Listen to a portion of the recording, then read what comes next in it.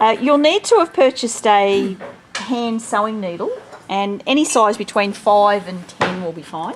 Okay, so here's a packet here. I won't say the brand. There we go. And it's really going to be personal choice as to what you like the feel of. Okay. Now the positioning of the button is that it will be located on the centre front or centre back of the opposing piece on the garment. Okay. And if this were a garment, you could put the two centres together like that.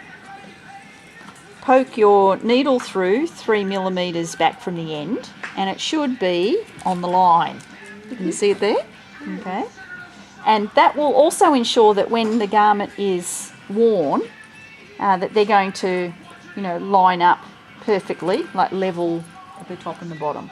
Okay. So I usually just put them all together like that, and I'd poke each one through with a pin, and then I've got the locators on the other side.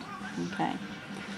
Now, you've got your needle loaded with a double piece of thread, okay, and what you need to, now you've got the spot, just keep your eye on it, okay, and come up in between the two layers of fabric on the actual position where the button's going to be stitched. So you can see at the moment my thread's just in there. Okay. Yeah, it's probably a good idea to come behind. Alright, so come up through there. Could I just borrow those scissors, please? Thanks.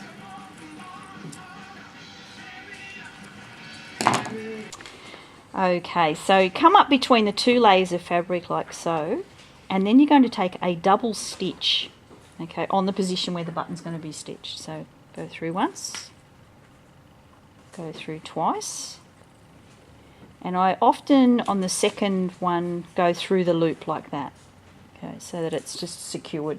Now if you use a knot, they will wash out eventually, so you're better to do a double stitch like that and have a little tail just inside of the garment like so. Okay. Now you'll take your button, and the button will be stitched in the same direction as the buttonhole. So see how the buttonhole's going sideways? This one will get stitched like that. If we'd done a tab and the buttonholes were going this way, well, we would sew the button that way. Okay, so the button goes the same way as the buttonhole. Now work out the front and the back of your button. Come up the button, down the button, take another small stitch. Okay. Now, you may have seen in reference books or been shown in the past where you put a match underneath a button. Has anyone seen that? Okay. The idea is that when the button is sewn on, it'll have a little bit of height under it. Okay. And the height has to be as thick as the piece it's getting done up on. All right. So the idea is that when this is done up,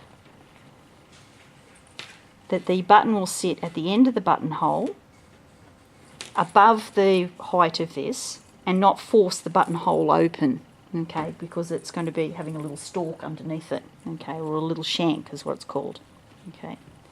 So if you've ever bought a woolen jacket, you'll know that they have really big shanks. They could be 1/2 centimetre long. People think the buttons are falling off, but it actually means that it's meant to be there so that it does up properly, okay. So now what you'll need to do is, I usually just put a little bit of an angle on it like that and make sure that I've got in here the height that I need. Can you see that? All right. And